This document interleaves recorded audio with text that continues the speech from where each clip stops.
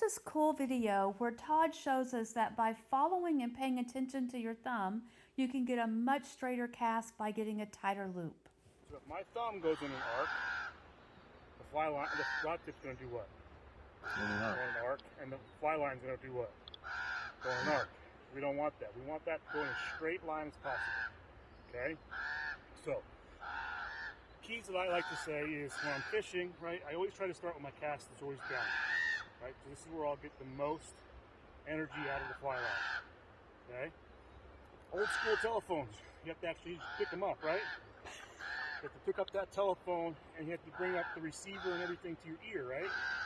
So when I pick it up, I want my thumb to come straight up to the sky and up to my ear, like this. And I'm going to pause and I'm going to say hello, and that's going to be my pause. It's my mental way of saying, okay, I got to slow down, right? So I'm going to let it go back just so you can see my thing here, right? So I'm starting here. I'm going to pick that fly rod up and watch my thumb. Hello? My thumb is pointed where? Straight up. Up, right? So if this was the, the hand of the phone, right? I'd be able to hear what they're saying. They'd be able to hear what I'm saying, right? Because they can hear me, the receiver and everything, right? I can talk everything, right? Am I going to hear what they're saying if I do this?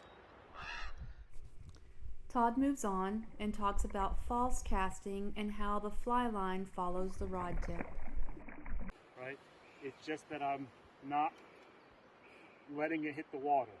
I'm not throwing it out, casting it out there to fish. So it's a false cast. So everything's the same. It's just that when I stop, I gotta make sure I stop high and come back high. Right? Not out and back around. Right? Because where my thumb goes, what's the fly line gonna do? It's gonna follow that arc, that shape. Right? So if I go out and around and like this, it's going to make that figure 8. That's where my tangles come. That's potentially where it could come where I hit the water, spook the fish on another cast. Okay, so I want to keep everything up high to where I'm at my stopping point, starting point, stopping point, starting point. Okay, for me, I'm a 2 false cast kind of guy. On the third one, I screwed up.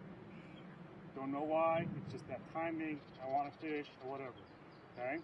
So with a false cast, what I'm doing is I'm keeping it up high both times, right? And this is going to lead up to the next one when you asked about shooting the line out. Okay, so we're doing this one first to lead up to the next one where we're going to let some line slip through. Okay, so it's key to keep it up high, like I said, right? So my false cast, right? It's my hello, hello, hello, hello, and then me, I fish it on the second one. So if you are struggling with using your wrist, which causes too much arc in an open loop, try using Todd's technique.